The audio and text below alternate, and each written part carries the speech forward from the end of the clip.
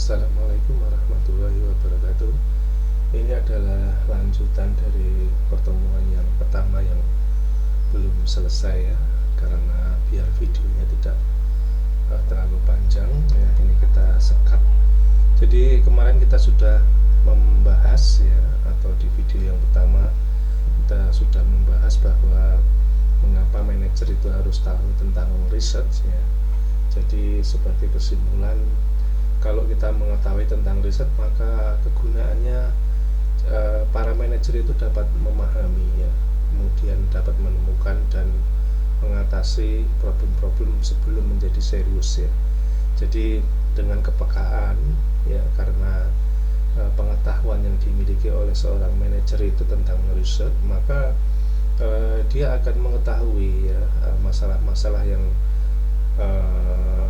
terindikasi muncul sebelum menjadi sesuatu yang besar atau mungkin sangat sulit untuk ditangani, ataupun kalau dihandle itu memerlukan biaya yang besar ya. Maka para manajer ini sudah mempunyai alarm ya, atau indikasi-indikasi awal ya.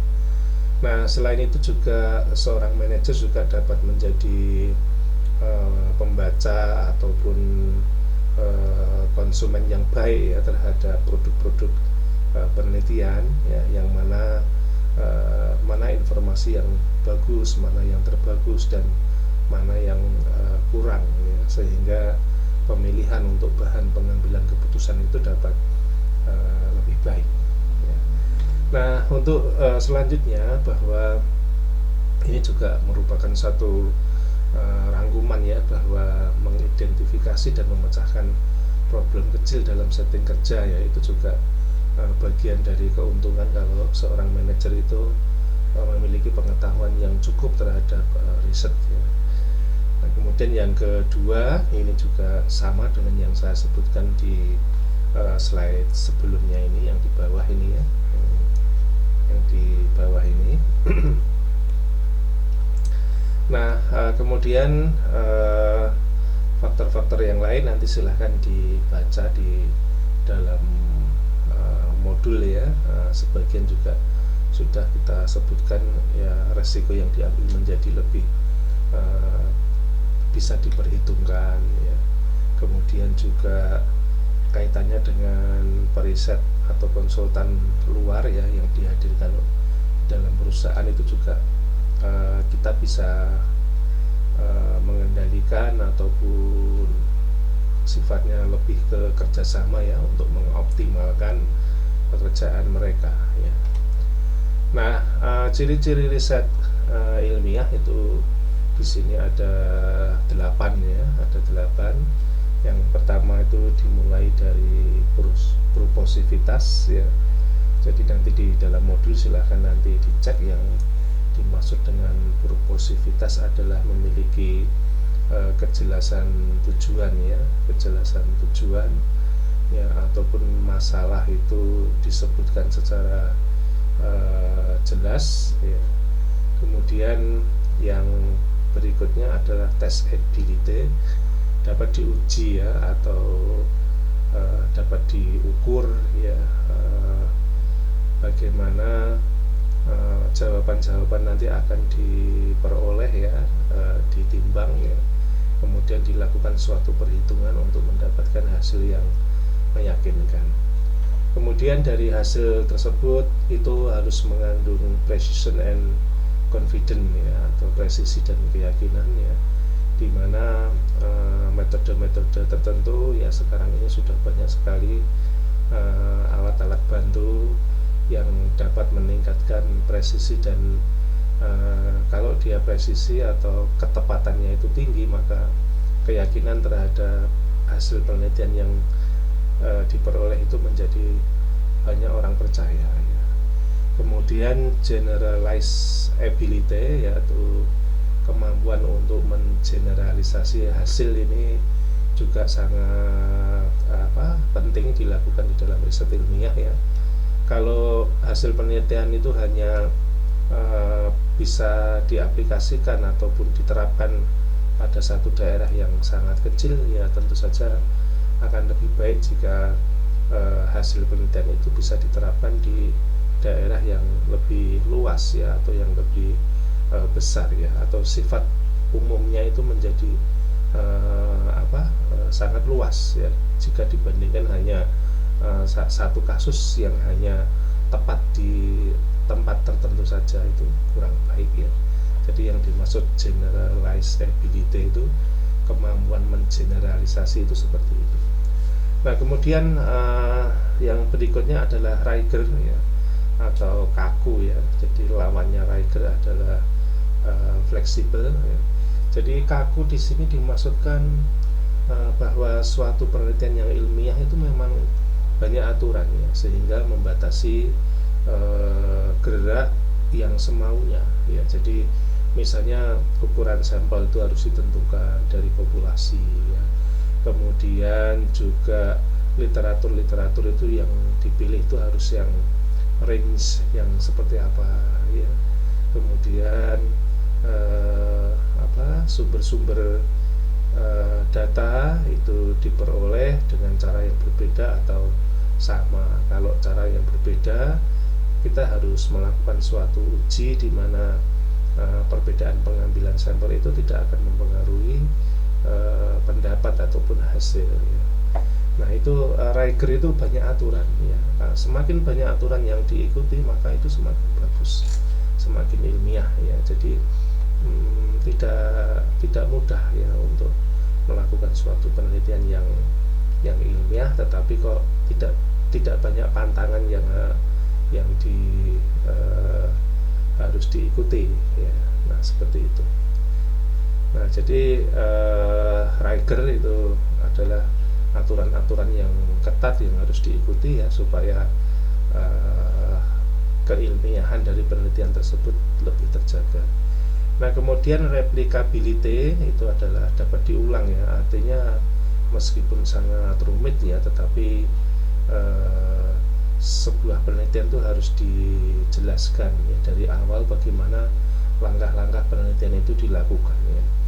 Nah, terutamanya untuk istilahnya replicability penelitian berikutnya oleh orang lain ya, yang mana hasilnya nanti diharapkan untuk mendukung kalau memang penelitian itu nanti penemuannya tidak berbeda jauh dengan yang penelitian yang sebelumnya, maka sifatnya lebih banyak ke mendukung ya. Atau jika menemukan sesuatu yang terbaik, itu juga akan menguatkan penemuan yang pertama ya. Tapi kalau menemukan hal yang sangat berbeda, berarti nanti penelitian yang sebelumnya itu bisa jadi gugur ya, dengan adanya penelitian yang lebih baik, yang terbaru yang orang lain lakukan. Nah, jadi replicability ini, kecuali penelitian yang bersifat rahasia ya, itu memang harus disebutkan ya, harus dideklar ya. Kalau di skripsi atau di penelitian kita ya biasanya di bab 3 ya, di bagian metodologi penelitian. Nah, kemudian objektivitas itu adalah ya, kita sebagai seorang peneliti ya mungkin harus menyingkirkan ya subjektif dari hasil-hasil yang telah kita temukan itu. Jadi jangan sampai karena pengaruh kesukuan atau karena pengaruh agama atau mungkin karena pengaruh apalagi ya yang sifatnya itu memihak, itu tidak diperbolehkan ya. Misalnya karena kita orang dari kota A lalu meneliti kota A ya, kebetulan kota A itu hasilnya mungkin tidak terlalu bagus ya, tetapi karena kita berasal dari kota tersebut itu banyak yang kita tutupi ya, sehingga hasilnya tidak mendekati kenyataan. Nah, itu adalah subjektif ya. Kemudian parsimoni ya, parsimoni itu adalah kesederhanaannya. Penelitian bukan berarti harus sederhana, bukan ya, tetapi penelitian itu boleh ya rumit serumit-rumitnya karena permasalahan yang sangat besar, permasalahan yang sangat kompleks ya. Tetapi dalam pembaca ataupun penilai memahami itu harus bisa memahaminya dengan cara yang mudah ya, atau kita boleh bilang juga sederhana ya. Jadi parsimoni itu sederhana, tapi bukan berarti gampang, bukan ya. Tetapi coba kita lihat sebagai contoh Microsoft Office ya, itu kan sesuatu yang sulit ya. Siapa yang bisa menyusun yang lebih hebat dari Microsoft Office ya? Kalau open source pun belum bisa bagus ya, karena memang ya kaitannya dengan hak cipta ya. Tetapi sistem kerjanya tetap yang terbagus itu Microsoft Office. Tapi apakah Microsoft Office itu sangat sulit untuk digunakan? Kan tidak ya. Jadi bagaimana sebuah Windows itu lebih mudah daripada DOS ya. DOS itu disk operating system ya. Kalau zaman dulu itu perintahnya pakai perintah kata-kata atau sintak ya. Tapi dengan Windows itu perintahnya diganti dengan kayak anak TK ya. Jadi perintahnya perintah bergambar ya. Jadi padahal Windows itu susunannya mungkin lebih canggih ya, lebih rumit ya, tetapi penggunaannya justru lebih mudah. Nah, kira-kira seperti itu ya untuk penjelasan parsimoni. Nah, kemudian ini adalah balok-balok pembangunan sains dalam riset ya. Itu dimulai dari yang ini ya, observation ya, ini yang pertama. Nah, kemudian kalau seluruh lingkaran ini kita sebut dengan ya mungkin satu skripsi ya, atau mungkin satu tesis ya. Kalau doktor itu sudah lebih dari bab 5 ya, karena permasalahannya sangat-sangat kompleks ya, sehingga nggak mungkin cuma diwadahi di 5 bab ini ya. Nah, ini kalau satu lingkaran ini bisa jadi skripsi komponennya seperti ini urutan-urutannya. Kalau yang setengah lingkaran ini sampai di research design ini kita bisa jadikan ini proposal aja ya. Ini proposal itu melewati ya. Kalau skripsi itu sudah mulai ini proposal juga bisa jadi mengumpulkan data bisa ya, tetapi tidak dianalisis.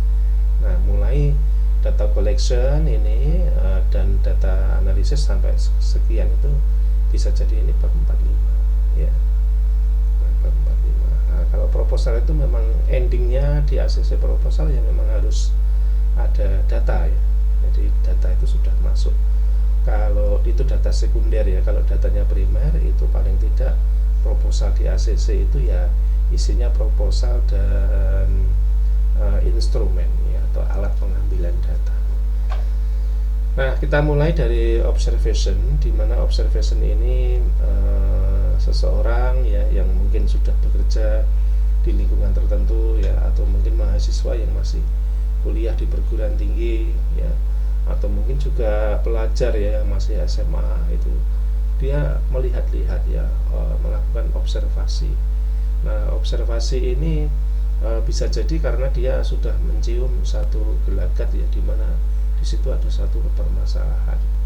Nah, maka observasi ini merupakan satu pengumpulan data awal, itu bisa jadi ya. Jadi dia mengapa ya kok terjadi seperti ini, kok sekarang seperti ini ya. Nah, jadi orang yang peka ya, seperti yang kita sebutkan di depan, bahwa orang-orang yang lebih sensitif ya terhadap masalah-masalah yang terjadi ya, keingintahuannya itu dilanjutkan untuk melakukan satu observasi ya. Jadi bukan cuma hanya ya udahlah, cuma paling cuma gitu-gitu aja, kita tunggu jawabannya nanti kan akan terbenahi dengan sendirinya. Bukan seperti itu ya, tapi mulai dikumpulkan data-data awal ya. Nah, kemudian setelah mulai dikumpulkan data-data awal ya, dia selidiki urutan-urutan ya, di mana sumbernya dan lain sebagainya, endingnya seperti apa. Maka kemudian yang selanjutnya adalah identification of problem area. Jadi dari kesekian banyak input informasi awal tersebut, kita mulai bisa merumuskan apa yang menjadi masalah sebenarnya ya. Jadi jangan sampai kita hanya melihat asapnya ya, tetapi apinya, sumbernya di mana kita nggak tahu ya. Jadi kalau nanti salah yang kita deteksi itu merupakan simptom saja ya, atau asapnya saja, maka nanti setelah kita treatment itu akan kembali muncul satu masalah yang tidak selesai atau masalah yang sama. Nah, jadi identification of problem area ini adalah mulai mengidentifikasi masalah yang sebenarnya itu apa. Nah, kemudian setelah kita mengerti akan masalah yang sebenarnya terjadi itu apa, yang menjadi penyebab utama ketidakharmonisan itu terjadi, maka selanjutnya adalah kita mencari teori-teori untuk mendasari ya theoretical framework or network of association. Nah, ini sudah mulai masuk ke di dalam bab 2 ya. Jadi theoretical framework ini kita bisa mencarinya di perpustakaan ya, atau kalau zaman sekarang online ya kita menelusuri jurnal-jurnal penelitian baik berbahasa Indonesia maupun bahasa asing ya, di mana rujukan-rujukan tersebut atau teori-teori tersebut ya yang ada hubungannya dengan permasalahan kita. Jadi bagaimana orang sudah melakukan penelitian ataupun orang-orang sudah memecahkan masalah yang kita memiliki masalah yang sama. Ya, jadi bagaimana orang menyelesaikan itu kan. Nah, dari situ maka kita bisa menyusun bab 2 yang terpilih ya, yang tentunya yang apa ya istilahnya ya, dari urutan-urutan mencari sumber rujukan itu first class dulu ya. Nah, di video lain ya Anda bisa simak ya bagaimana cara mencari sumber rujukan yang bagus ya, itu sudah saya sebutkan ya, mungkin di pertemuan kedua akan disinggung ya. Nah, kemudian network of association ini intinya adalah membangun suatu kerangka ya, kerangka penelitian ya, yang mana di dalam kerangka penelitian itu variabel-variabel yang bermain atau variabel-variabel yang digunakan itu sudah mulai dimunculkan ya. Kan ada permasalahannya. Nah, permasalahan itu disebabkan oleh apa? Nah, apa itu termasuk adalah variabel yang ingin kita carikan dasar teori dan dijadikan suatu variabel. Nah, network of association ini adalah intinya adalah menghubungkan satu variabel-variabel pemecah masalah itu dihubung-hubungkan antara satu dengan variabel yang lain. Nah, itu kalau disajikan itu bisa berbentuk kerangka pemikiran ya, atau network ya, atau kerangka pemikiran itu kalau dihubung-hubungkan itu menjadi network of association. Nah, seperti itu bisa dilihat di bab 2. Kalau zaman dulu ada orang yang meletakkan kerangka pemikiran atau model penelitian ini, kita bisa dimasukkan ke dalam bab 3. Tapi kalau sekarang ada yang menariknya ke dalam bab 2 ya. Nah, kemudian hipotesis juga seperti itu ya. Hipotesis itu kalau di dalam teori, hipotesis itu munculnya dari penyusunan teori-teori yang telah kita kumpulkan ya. Bagaimana orang itu menyelesaikan suatu permasalahan dalam satu penelitian ya. Kemudian kita juga akan menemukan jawaban-jawaban sementara terhadap masalah-masalah yang akan kita teliti itu berdasarkan penelitian yang orang lain buat juga. Nah, seperti itu. Jadi hipotesis ini juga masih terletak di bab 2 ya, masih terletak di bab 2. Nah, hipotesis itu tidak boleh muncul tiba-tiba ya, tidak boleh muncul tiba-tiba, tapi harus didasari ya oleh teori-teori penelitian sebelumnya yang mempunyai reputasi yang tinggi ya. Nah, untuk membentuk hipotesis itu. Nah, kemudian lalu kita melangkah ke bab 3 ya. Ini construct, concept, operational definition ini sudah mulai masuk ke dalam bab 3 ya, di mana kita mulai mendefinisikan variabel-variabel dengan jelas ya, kemudian pengukuran-pengukurannya ya, kemudian juga indikator-indikator ya, indikator-indikator pembentuk variabel itu juga sudah mulai ditemukan ya, berdasarkan dari kita mengeksplor ya bagaimana theoretical framework itu dibangun untuk melandasi masalah-masalah yang ditemukan di sini. Nah, itu kemudian kita pilihkan research design yang cocok ya, untuk melaksanakan menjawab hipotesis ya, ataupun membuktikan hipotesis ya, dan menjawab pertanyaan penelitian yang ada di bab 1 ini ya. Nah, kemudian kita susun ke dalam desain risetnya seperti apa. Nah, itu kita jelaskan juga di dalam bab 3 ya. Nah, kemudian di dalam proposal juga sama ya, dia masih seperti itu. Pada hakikatnya proposal itu adalah komponennya itu bab 1, bab 2, dan bab 3 dari skripsi. Jadi kalau proposal Anda di ACC itu sesungguhnya kegembiraan yang luar biasa, itu patut juga untuk dirayakan ya, karena memang menyusun proposal itu tidak mudah ya. Nah, lain dengan mini plan ya. Kalau mini plan itu hanya 2 atau 3 lembar ya, yang effortnya itu belum begitu banyak ya, belum beli buku-buku, belum mengumpulkan jurnal yang jumlahnya sangat banyak ya, kemudian juga belum apalagi ya, mengumpulkan data-data itu juga belum dilakukan ya. Ya, apalagi sampai mengumpulkan desain angket juga belum, apalagi mengumpulkan data-data belum, itu jauh. Ya, mini plan itu hanya 2 atau 3 lembar saja ya. Nah, nanti kita akan jelaskan di pertemuan berikutnya. Nah, setelah riset desain jadi atau bab 3 selesai, baru kita mengumpulkan data berdasarkan instrumen yang telah kita buat atau berdasarkan rancangan di bab 3 itu, bagaimana, apa yang kita kumpulkan, data itu apa aja ya, berapa lama, dan lain sebagainya.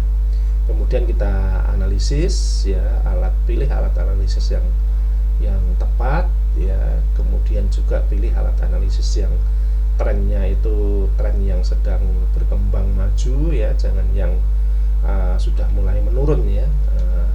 Misalnya apa ya, penggunaan software yang terbaru yang memiliki keunggulan lebih banyak dibandingkan dengan software yang lama ya. Kemudian setelah kita analisis, tentu saja kita mengartikan dan menyajikannya ke dalam bab 4 dan 5 ya, sebagai hasil penelitian. Maka hasil penelitian kita itu nanti masuk ke kategori apa? Masuk ke pure research atau applied research ya. Nah, begitu seterusnya ya. Kalau udah jadi, maka penelitian kita akan dirujuk oleh orang lain, akan dikembangkan ya, dan akhirnya berputar kembali menjadi seperti ini. Nah, itu.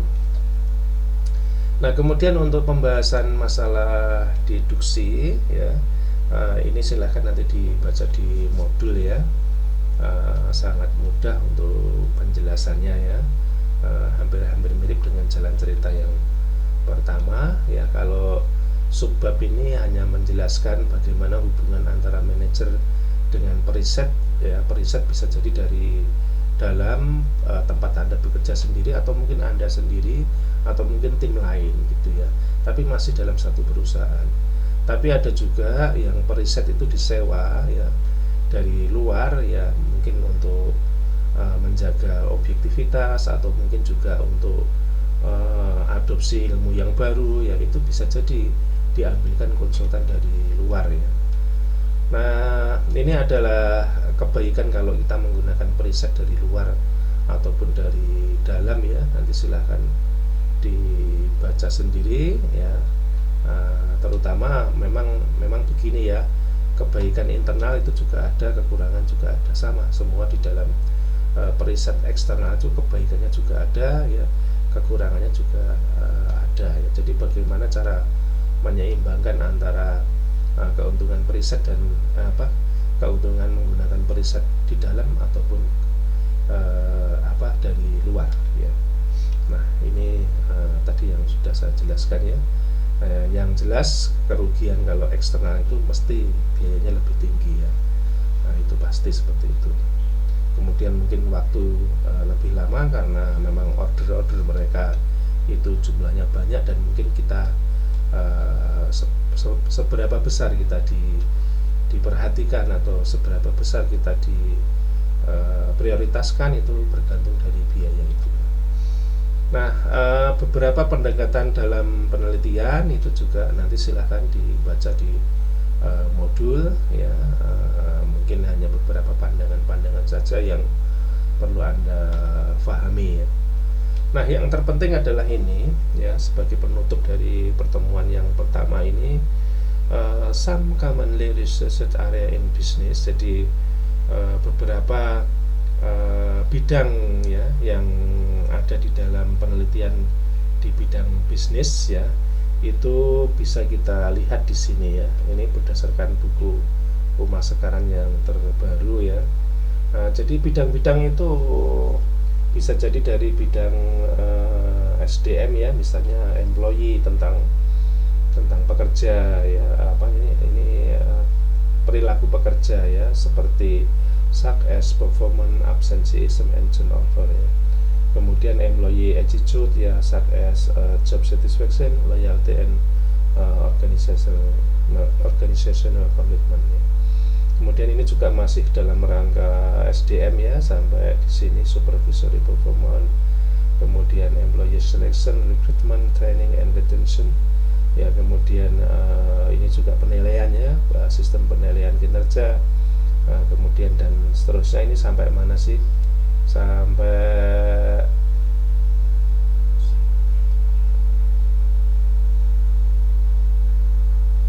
ini masih ini ya, ini masih ke SDM tapi lebih mengarah ke perilaku organisasi ya. Ya, jadi updating policies and procedure in keeping with latest government regulation and organizational change ya. Ini ya, perubahan organisasi. Ini masuk di dalam SDM tapi dia lebih mengarah ke perilaku organisasi ya. Kemudian customer decision making, customer relationship management, ini masuk ke, bisa jadi ini sudah masuk ke pemasaran ya. Nah, ini masuk ke pemasaran, customer satisfaction, compliance, customer loyalty, and etc. Complaint handling ya, penanganan komplain, kemudian dan seterusnya. Product life cycle ini ya, masih marketing. Kemudian terakhir marketing adalah nomor 20 ini.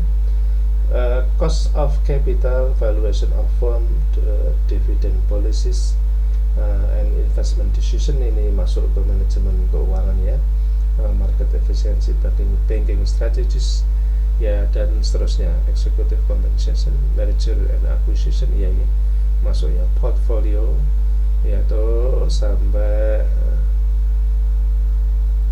ini corporate governance, terus installation, auditor behavior, ini termasuk orang-orang akuntansi ya, atau kawan-kawan kita yang di akuntansi. Approaches and technique of auditing dan seterusnya. Ini manajemen keuangan ya. Jadi ini adalah topik-topik bisnis di bidang topik-topik penelitian di bidang bisnis ya. Nah, ini saudara-saudara, ini yang akan nanti kita jadikan satu topik utama ya, yang bisa nanti menjadi bahan untuk penelitian Anda atau skripsi Anda ya. Nah, itu video yang kedua dari pertemuan yang pertama ini. Terima kasih. Assalamualaikum warahmatullahi wabarakatuh.